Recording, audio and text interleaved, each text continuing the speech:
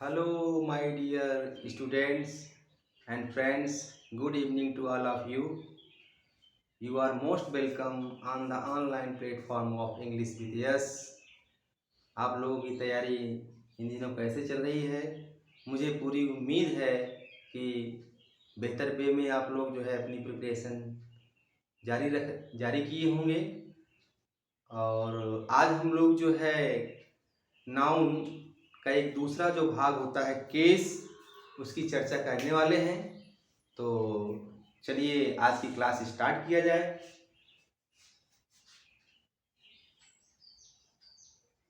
The noun case, जिसकी हिंदी होती है कारक। कारक का क्या रोल है? कारक का क्या कार्य होता है? कारक किसको कहते हैं? पहले इसको जाना जाए। लिखें, केस द्वारा यह ज्ञात होता है कि नाउन का प्रयोग वाक्य में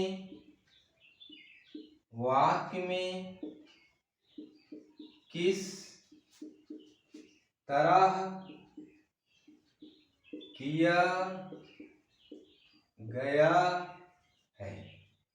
किया गया है। मतलब केस के द्वारा हमें इस चीज की जानकारी मिलती है, हमें मालूम होता है कि जो वाक्य में जो हमारा नाउन है उसका प्रयोग जो है किस रूप में किया गया है। अब देखो, इसको आप लोग उदाहरण के द्वारा भी समझा जाए थोड़ा सा। जैसे देखो, एक उदाहरण दिया गया है मैंने, मोहन प्लीज। दूसरा उदाहरण देखें, मोहन प्लेज हॉकी। तीसरा उदाहरण देखिए, तीसरा उदाहरण हमारा क्या है? तीसरा उदाहरण है मोहन्स हाउस। चौथा उदाहरण देखें, कम हियर मोहन। अब देखें आप लोग, अब इसमें देखो मोहन प्लेज है, तो अब इसमें क्रिया हमारी क्या है? प्ले। तो इस प्ले क्रिया का जो सब्जेक्ट है कौन है? इसमें मोहन है। कौन है डियर स्टूडेंट्स? मोहन है। तो मोहन कहने का मतलब हमारा यहाँ किस रूप में यूज हो रहा है? सब्जेक्ट के रूप में। इसे आप सब्जेक्टिव केस कहते हैं या जिसको आप नॉमिनेटिव केस कहते हैं। दूसरे एग्जांपल देखिए, ये जो प्ले है, इस प्ले के बाद देखो एक दूसरी नाउन आई है हॉकी। अब देखें आप, ये हॉकी जो है क्या है? इस प्ले का ऑब्जेक्ट है। तो यहां पर ये हॉकी हमारा क्या है? ऑब्जेक्टिव केस में है, सब्जेक्टिव केस में नहीं है। क्यों? क्योंकि सब्जेक्टिव केस में वो नाउन होता है जो कि वाक्य का क्या होता है? सब्जेक्ट होता है। तो मोहन इसमें आपका क्या है? सब्जेक्ट है, जबकि हॉकी जो दूसरा नाउन है वो क्या है? आपका ऑब्जेक्ट है। तीसरा उदाहरण देखें, देखिए इसमें क्या है? मोहन्स हाउस लिखा गया है। तो इसमें मोहन का जो है क्या किया जा रहा है? हाउस पर पोजीशन दिखाया जा रहा है। तो इस प्रकार से ये आपका क्या है? मोहन्स जो है, ये जो नाउन जो आपका है, ये किस केस में है? ये पॉजिटिव केस में है, क्योंकि ये पोजीशन दिखा रहा है किस पर? मोहन का पोजीशन दिखा रहा है किस पर? हाउस पर। चौथा उदाहरण देखा जाए, देखो अब इसमें मोहन जो है नाउन है। मोहन जो है क्या है? नाउन है। उसको एड्रेस किया जा रहा है, उसको क्या किया जा रहा है? संबोधित किया जा रहा है। तो कहने का मतलब यहाँ पर क्या है? आपका जो आपका ये जो केस है, ये जो नाउन का जो यहाँ केस है वो क्या है? यहाँ आपका है ओकेटिव केस है। कौन सा केस है डियर स्टूडेंट्स? ओकेटिव केस है। तो चलिए हम जो है एक एक केस का जो है विस्तार से है जो है अध्ययन कर लेते हैं, अच्छे से इसको समझ लेते हैं। चलिए पहली हेडिंग डालें। पहली हेडिंग क्या है हमारी? पहली हेडिंग है पहले इस तरह से लिख लीजिएगा, इस ये हेडिंग डाल लें, the classification of the case, classification of the case. पहला नंबर क्या है? पहला नंबर है सब्जेक्टिव, जिसे आप क्या कहते हो? इसको आप कहते हो नॉमिनेटिव केस। इसे हम क्या कहते हैं? कर्ता। क्या कहते हैं डियर स्टूडेंट? इसे हम कहते हैं कर्ता, कर्ता कारक। क्या कहते हैं? कर्ता कारक। कर्ता कारक कौन होता है? लिख लीजिए, जब नाउन वाक्य की वर्ब का सब्जेक्ट, जब नाउन वाक्य की वर्ब का सब्जेक्ट हो तो वह नॉमिनेटिव, ब्रैकेट में दूसरा क्या है? सब्जेक्टिव केस कहलाता है। केस कहलाता है डियर स्टूडेंट्स, जब किसी सेंटेंस में क्या हो? कोई जो नाउन है वो क्या है? दिए गए वाक्य की जो क्रिया है उस क्रिया का सब्जेक्ट है, तो जान लीजिएगा कि वहां पर उस नाउन का प्रयोग नॉमिनेटिव केस में किया गया है, सब्जेक्टिव केस में किया गया है। अब देखें आप, जैसे उदाहरण के द्वारा इसको समझा जाए, जैसे है राजीव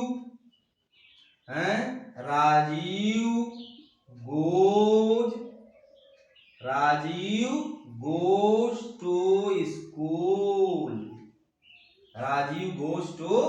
स्कूल।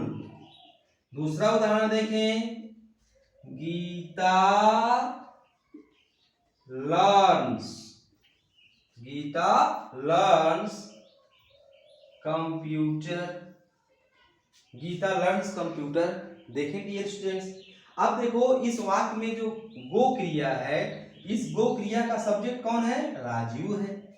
तो जब मैंने अभी आप लोगों को क्या बताया कि जब किसी वाक्य में क्या होता है, कोई नाउन उस वाक्य की वर्ब का क्या हो? सब्जेक्ट हो, तो जान लीजिएगा उस जगह पर वो नाउन आपका किस केस में है? सब्जेक्टिव केस में है। तो अगर आपसे कोई, if anybody asks a question in the first sentence, what is the case of the Rajiv, तो आप लोग क्या बताओगे? हैं? ये बताएंगे आप कि here Rajiv is the subjective case, here Rajiv is in the nominative case. Why? कैसे? क्योंकि ये क्या है? आपका गो क्रिया का सब्जेक्ट है। तो जब कोई नाउन दिए गए वाक्य की वर्ब का सब्जेक्ट होगा तो जान लीजिएगा कि वहां पर उसका प्रयोग सब्जेक्टिव केस में किया गया है, नॉमिनेटिव केस में किया गया है। दूसरे उदाहरण में देखा जाए, जैसे यहाँ पर आपकी क्या है? क्रिया लर्न है, तो इस लर्न क्रिया का सब्जेक्ट कौन है?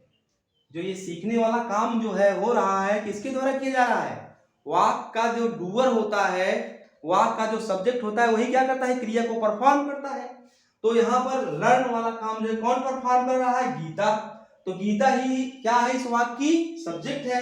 तो चूंकि ये लर्न क्रिया का सब्जेक्ट है, इसलिए गीता भी आपकी यहाँ क्या है? यहाँ पर गीता भी आपकी नॉमिनेटिव केस में है डियर स्टूडेंट्स। यहाँ पर ये भी आपकी क्या है? सब्जेक्टिव केस में है। तो आप इस चीज को बहुत इजीली वे में अंडरस्टैंड कर सकते हो, समझ सकते हो। क्या समझ सकते हैं? If the given noun is the subject of the verb, it means that noun is in the subjective case, it means that noun is in the nominative case. अब एक चीज और आप इसको याद कर सकते हो। दूसरी चीज क्या याद कर सकते हैं? दूसरी चीज आप ये लिख लीजिए, जब हम क्रिया से पहले हु लगा करके प्रश्न बनाते हैं, जब हम क्रिया से पहले हु लगाकर प्रश्न बनाते हैं तो जो उत्तर प्राप्त होता है वही उस वाक्य का सब्जेक्ट होता है। वही उस वाक्य का क्या होता है? सब्जेक्ट होता है। अब देखो एक बार में एक उदाहरण और दे रहा हूं आपको। जैसे मिल दिया मैंने द बेबी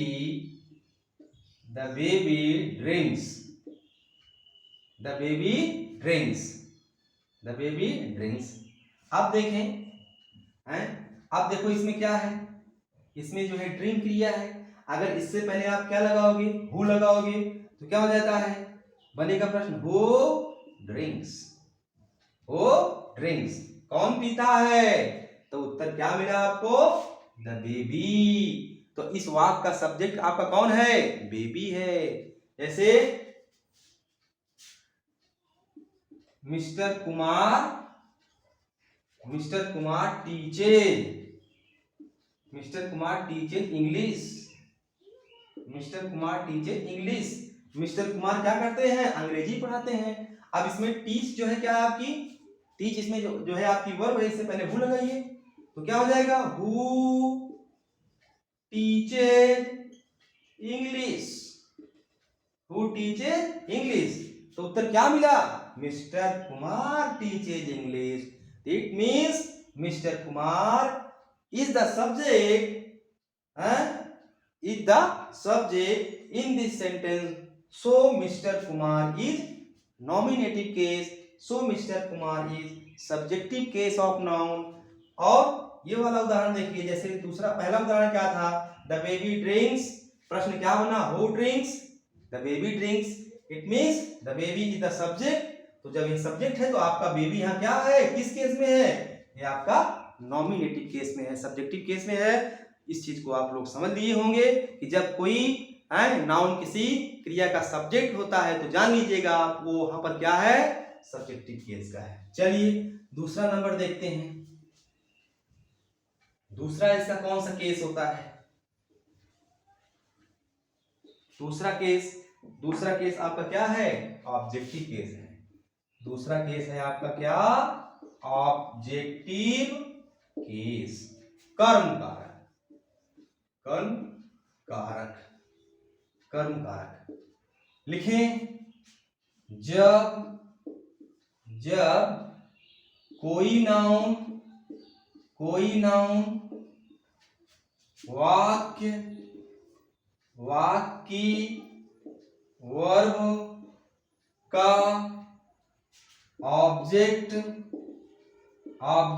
का काम करे तो वहां पर उसका ऑब्जेक्टिव केस होता है। वहां पर सब्जेक्ट का काम करता है सब्जेक्टिव केस में। यहां पर कौन सा काम करता है? ऑब्जेक्टिव केस में काम करता है। इसे आप एक चीज और कह सकते हो। क्या कह सकते हो? इसे आप एक्यूजेटिव केस भी कहते हैं। कर्म कारक भी इसे कहते हैं, एक्यूजेटिव केस भी कहते हैं। तो चाहे आप ऑब्जेक्टिव केस कहें चाहे इसको एक्यूजेटिव केस कहें। तो अगर किसी सेंटेंस में क्या है? कोई नाउन जो है उस वाक्य में जो वर्ब दी गई है उसका ऑब्जेक्ट है, उसके लिए ऑब्जेक्ट का काम कर रही है, तो आप लोग जान लीजिएगा कि वहां पर वो नाउन क्या है? उस वाक्य में किस रूप में है? ऑब्जेक्टिव केस में। जैसे he gave me a book। अब देखें he gave me a book. जैसे the boy threw the ball. तीसरा उदाहरण देखें, हैं जैसे he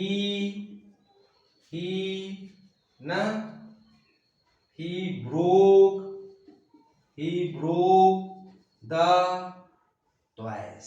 अब देखो डियर स्टूडेंट्स, अब यहाँ पर क्या है, गेव जो है क्रिया है। अब इस गेव क्रिया में क्या है, दो ऑब्जेक्ट है, एक है आपका मी और दूसरा क्या है आपका ये बुक है ना।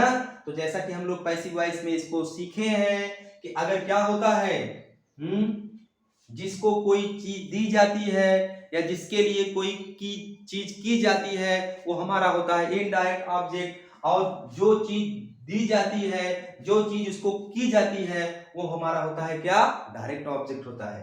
तो अब चूंकि ये क्या है, मी आपका जो है प्रोनाउन है, जबकि हम पढ़ रहे हैं क्या, नाउन। तो मी से हमको कोई मतलब यहाँ नहीं है। अब हमको मतलब यहाँ किससे है, बुक से है, क्योंकि हम लोग यहाँ किसके बारे में डिस्कस कर रहे हैं, नाउन के बारे में। तो अगर आपसे क्वेश्चन ये कोई पूछता है या कहीं भी प्रश्न ये दे दिया जाए कि इस वाक्य में ए बुक किस केस में है, सब्जेक्टिव केस में है कि ऑब्जेक्टिव केस में है कि पॉजेसिव केस में है कि वोकेटिव केस में है, तो आपका उत्तर क्या होना चाहिए, यहाँ पर जो ये बुक है वो आपका ऑब्जेक्टिव केस है। क्यों है, क्योंकि ये जो गेव क्रिया है इस क्रिया के लिए जो है ऑब्जेक्ट का काम कर रहा है। दूसरा उदाहरण देखें, दूसरे उदाहरण में क्या है, दूसरा उदाहरण है the boy through the ball, लड़के ने क्या किया, गेंद को फेंक दिया। अब बताओ ये जो थ्रू जो क्रिया है, इस थ्रू क्रिया का ऑब्जेक्ट यहाँ क्या है, द बॉल है डियर स्टूडेंट। तो बॉल भी आपका क्या यहाँ क्या है, ऑब्जेक्टिव केस है या फिर एक्यूजेटिव केस है, जिसे आप क्या कहते हो, कर्म कारक कहते हो। तीसरा उदाहरण आप लोग देखें, यहाँ पर क्या क्रिया है, यहाँ पर क्रिया है ब्रोक, ही ब्रोक, उसने तोड़ दिए, क्या तोड़ दिए, द टॉयज। तो कर्ता का जो कार्य होता है उसके कार्य का प्रभाव जिस जगह दिखाई देता है वही वाक्य में क्या होता है, ऑब्जेक्ट होता है। तो ये जो तोड़ने वाला काम हो रहा है ये कहां पर ट्रांसफर हो रहा है, कहां पर इसका असर पड़ रहा है, टॉयज पर, तो ये ऑब्जेक्ट है। तो क्वेश्चन हमारा ये है कि द टॉयज यहाँ क्या है, if the toys is in subjective case or in objective case, तो आपका उत्तर क्या होगा, the boys the toys is the toys the toys is in objective case. Toys जो है क्या है, किस केस में है, ऑब्जेक्टिव केस में है। क्यों, क्योंकि यहाँ पर एक ब्रोक का जो है ऑब्जेक्ट है। तो इस प्रकार से आप लोग जो है ये दो तरह का केस इसका सीख लिए हैं। अब हम लोग चलिए तीसरा केस देखते हैं। तीसरा केस क्या है हमारा इसका,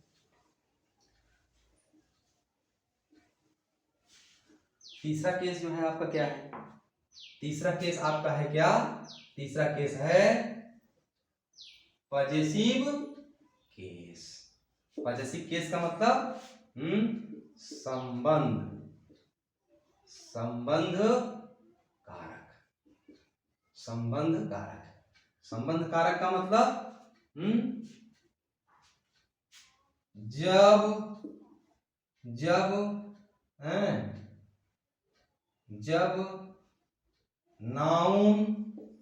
जब नाउन दिए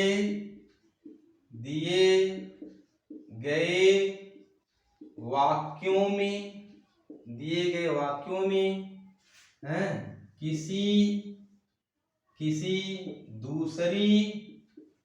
किसी दूसरी वस्तु पर अपना अधिकार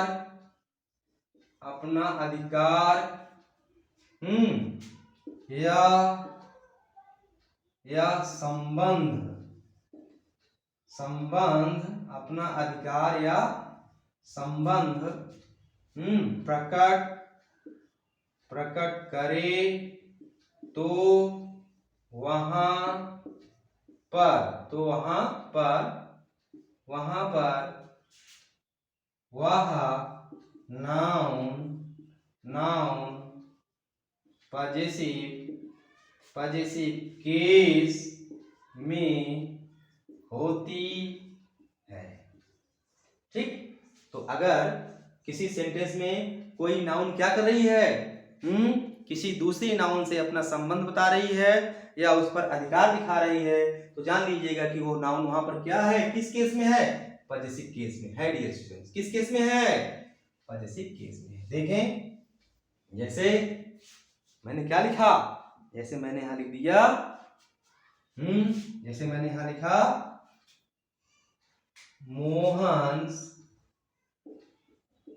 मोहन्स हाउस, जैसे मैंने लिखा किरण's बुक ना, जैसे जैसे सोहन्स बॉल, सोहन्स बॉल। अब देखें आप लोग इसको समझें। अब देखिए यहाँ पर, अब आप एक चीज ध्यान दीजिएगा कि जहां पर क्या होता है, कोई नाउन किसी वस्तु पर अपना अधिकार दिखाए या अपना संबंध बनाए, तो वहां पर क्या लगाना पड़ता है आपको, वहां पर आपको लगाना पड़ता है एपॉस्ट्रॉफी यस लगाना पड़ता है।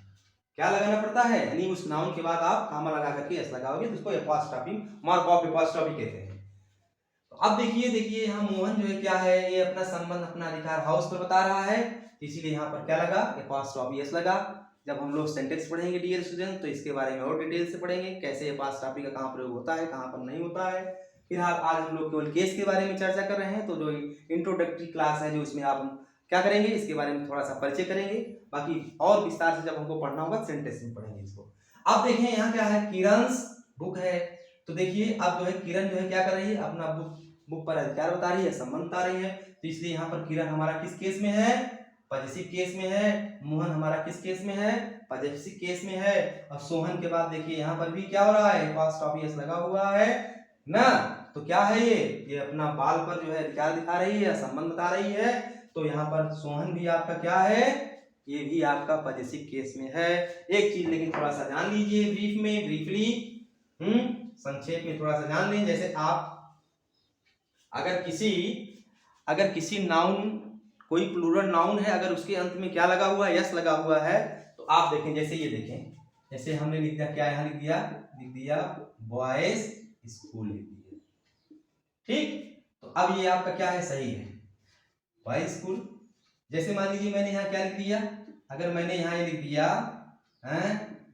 बॉयज स्कूल लिख दिया, तब आपका क्या हो गया, गलत हो गया। इसको आप जान लीजिए, क्या करना है आपको, अगर किसी भी नाउन, कोई भी प्लूरल नाउन अगर है, अगर उसके अंत में यस है या फिर स से उच्चारित होने वाला कोई दूसरा वहां वर्ड दे दिया गया है, तो आप लोग जान लीजिए, जैसे तो क्या करना है आपको, वहां पर केवल चिन्ह लगा देना है। कहने का मतलब ये आपका क्या है, ये आपका गलत है।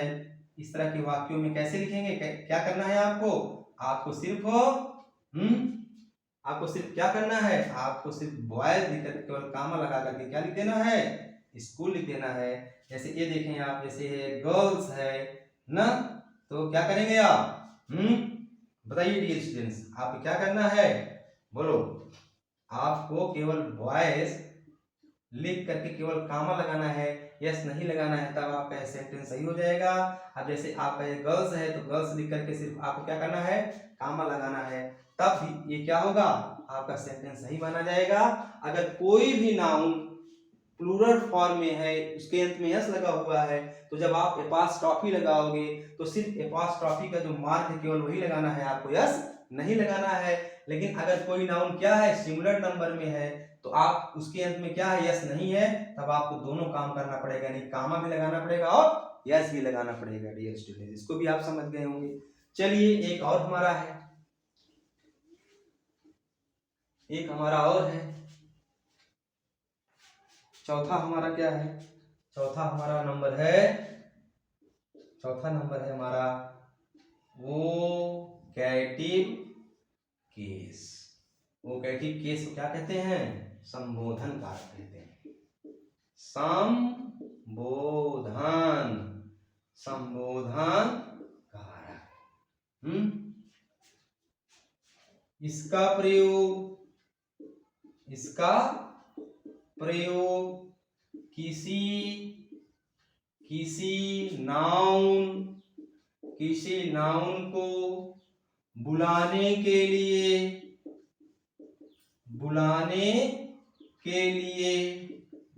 अथवा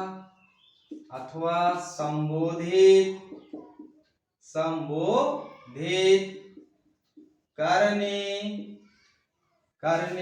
के लिए किया जाता है। इस केस का यानी वोकेटिव केस का प्रयोग जो है किस लिए होता है? वोकेटिव केस का प्रयोग होता है किसी नाउन को अगर आपको संबोधित करना है और उसको बुलाना है, तब आप क्या करोगे? तब वोकेटिव केस के नाउन का प्रयोग करोगे, तब वहां पर वो आपका नाउन किस केस में था? वोकेटिव केस में था। जैसे उदाहरण है आपका क्या? जैसे उदाहरण आपका कम हियर मोहन। अब इसका प्रयोग जो है आप लोगों को कहाँ ज्यादा सीखना पड़ेगा? पंक्चुएशन में। पंक्चुएशन में क्या होता है, जैसे कम हियर यहाँ है तो आप क्या करेंगे? कामा यहीं लगाएंगे, यहाँ कहीं लगा देंगे, यहाँ कहीं लगा देंगे और आपको कहेंगे कहाँ त्रुटि है, कहाँ गमी है। तो चलो जब हम लोग कभी पंक्चुएशन पढ़ेंगे तो इसको विस्तार सीखेंगे। तो जैसे आपको क्या करना है, अब मोहन जो यहाँ आप किस केस में है? अब मोहन यहाँ आपका ना तो सब्जेक्टिव केस में है, ना तो ऑब्जेक्टिव केस में है, ना तो पॉजेसिव केस में है, बल्कि यहाँ पर मोहन आपका किस केस में है? वोकेटिव केस में है, संबोधन कारक के रूप में है, क्योंकि यहाँ पर मोहन को संबोधित किया जा रहा है, मोहन को बुलाया जा रहा है। जैसे किरण गो देयर, किरण वहां जाओ। तो यहाँ पर क्या किया गया है? अब आपको यही ध्यान देना है, क्या देना है? अगर पहले क्या हो रहा है, वर्ब पहले आ रही है तो उसके बाद आपको क्या करना है? कामा लगाना है। और अगर मान लीजिए जो नाउन जिसको एड्रेस किया जा रहा है, संबोधित किया जा रहा है, अगर वो पहले आ गई है तो आपको क्या करना है? कामा पहले लगाना है। किरण कम हियर। अब जैसे स्टैंड अप बॉयज, लड़कों खड़े हो जाओ। तो अब ये आपका बॉय जो है किस केस में है? ये बॉयज आपका जो है वोकेटिव केस में है डियर स्टूडेंट्स। तो इस प्रकार से आज आप लोगों ने यह सीखा कि नाउन के जो है 4 केस होते हैं। पहला केस क्या है आपका? सब्जेक्टिव है। तो जब कोई नाउन किसी वाक्य का सब्जेक्ट होता है तो वहां पर उसका सब्जेक्टिव केस होता है। दूसरा क्या होता है? ऑब्जेक्ट होता है। जब कोई नाउन किसी वर्ब का ऑब्जेक्ट का काम करे तो वहां पर उसका ऑब्जेक्टिव केस होता है या एक्विजिटिव केस होता है। और तीसरा आपका क्या है? पॉजेसिव केस है। जब कोई नाउन क्या करता है? किसी दूसरे नाउन से अपना संबंध बताता है, किसी दूसरी वस्तु से अपना अधिकार दिखाता है, तो वहां पर उसका होता है पॉजेसिव केस। और जब किसी नाउन को एड्रेस किया जाएगा, उसको संबोधित किया जाएगा, उसको बुलाया जाएगा डियर स्टूडेंट्स, तो वहां पर उस नाउन का कौन सा केस होता है? वोकेटिव केस होता है।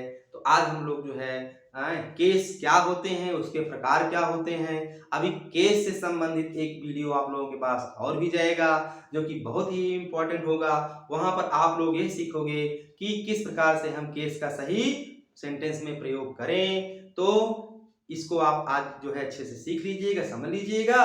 और अगली वीडियो में जो है हम लोग केसेस के कैसे यूज होते हैं, कैसे प्रयोग होते हैं ना, सही प्रयोग इसका कैसा होता है, उसके बारे में सीखेंगे। तो यह वीडियो जो है आप लोग ज़्यादा से ज़्यादा लोगों तक शेयर कीजिएगा। जो भाई बहन हमारे, जो शिष्य जो है हमारे इस चैनल पर पहली बार आते हैं, उन सभी भाई बहनों से मेरा निवेदन है कि वो इस चैनल को सब्सक्राइब कर लें, तो जिससे उनको जो भी वीडियो जो है क्या हो, अपलोड हो, तुरंत जो है उसका मैसेज उन लोगों के पास पहुंच जाए। तो यह वीडियो आप लोगों को कैसा लगा, इसके बारे में जो है आप लोग कमेंट बॉक्स में जरूर लिखिएगा।